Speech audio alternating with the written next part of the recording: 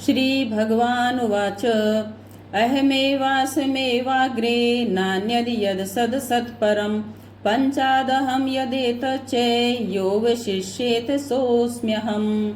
श्री भगवान कहते हैं, सृष्टि के आरंभ होने से पहले केवल मैं ही था। सत्य भी मैं था और असत्य भी मैं ही था। मेरे अतिरिक्त अन्य कुछ भी नहीं था। सृष्टि का अंत होने के बाद भी केवल मैं ही रहता हूँ। यह चर अचर सृष्टि स्वरूप केवल मैं ही हूँ और जो कुछ इस सृष्टि में दिव्य रूप से स्थित है वह भी मैं ही हूँ। प्रलय होने के बाद जो कुछ भी बचा रहता है वह भी मैं ही होता हूँ।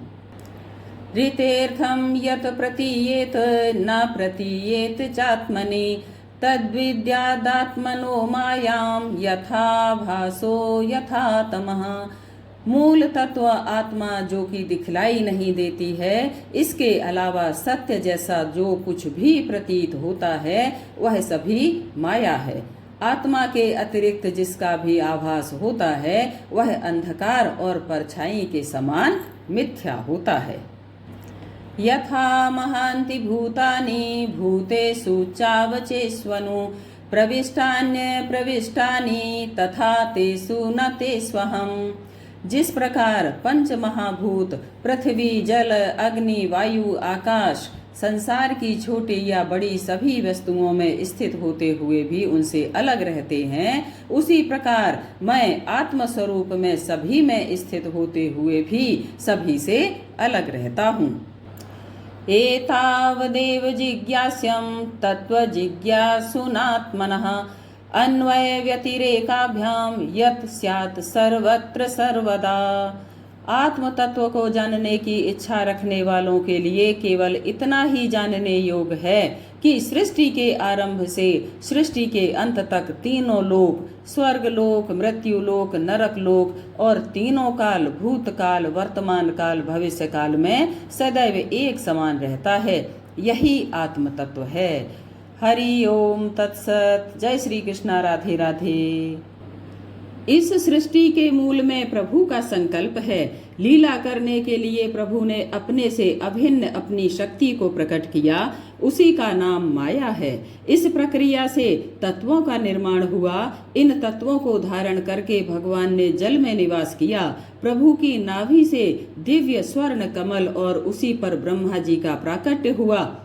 ब्रह्मा जी के चारों ओर देखने की इच्छा से चार मुख हुए। ब्रह्मा जी को आश्चर्य हुआ कि मैं कहाँ से आया हूँ। वे कमल नाल से नीचे उतरे और अनंत का अंत नहीं पाया तो आकाश से तप तप ऐसी आवाज आई। ब्रह्मा जी ने चित्त को एकाग्र करके तप किया। ब्रह्मा जी के तप से प्रसन्न होकर भगवान नारायण उनके सम्मुख प्रकट हुए और उन्होंने ब्रह्मा जी को सृष्टि रचना का आदेश दिया।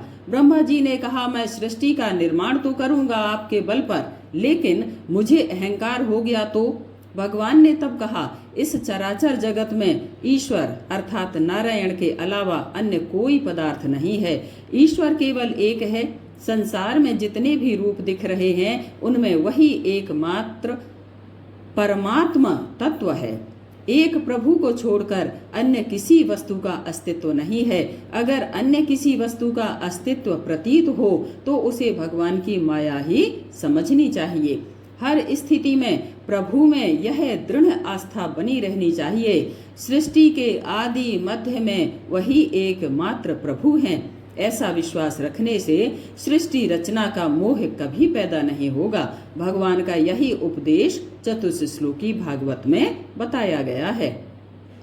ब्रह्मा जी को इस प्रकार उपदेश देकर अजन्मा भगवान ने देखते ही देखते अपने उस रूप को छुपा लिया। जब ब्रह्मा जी ने देखा कि भगवान ने अपने इंद्रिय गोचर स्वरूप को हमारे नेत्रों के सामने से हटा लिया है, तब उन्होंने पहले कल्प में जैसी सृष्टि की थी उसी रूप में इस विश्व की भी रचना की। एक बार जब ब्रह्मा जी ने संपूर्ण जनता के कल्याण के लिए विधि पूर्वक यम नियमों को धारण किया, तब उनके पुत्रों में सबसे अधिक प्रिय नारद जी ने उनसे भगवान की लीलाओं का वर्णन सुनाने और सृष्टि का रहस्य बताने को कहा।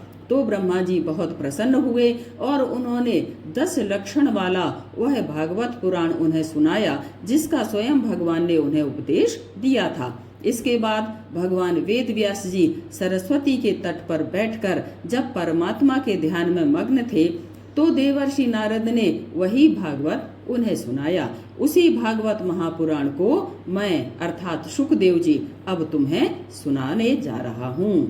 नेक्स्ट टॉपिक में आपको भागवत के 10 लक्षणों का वर्णन बताया जाएगा।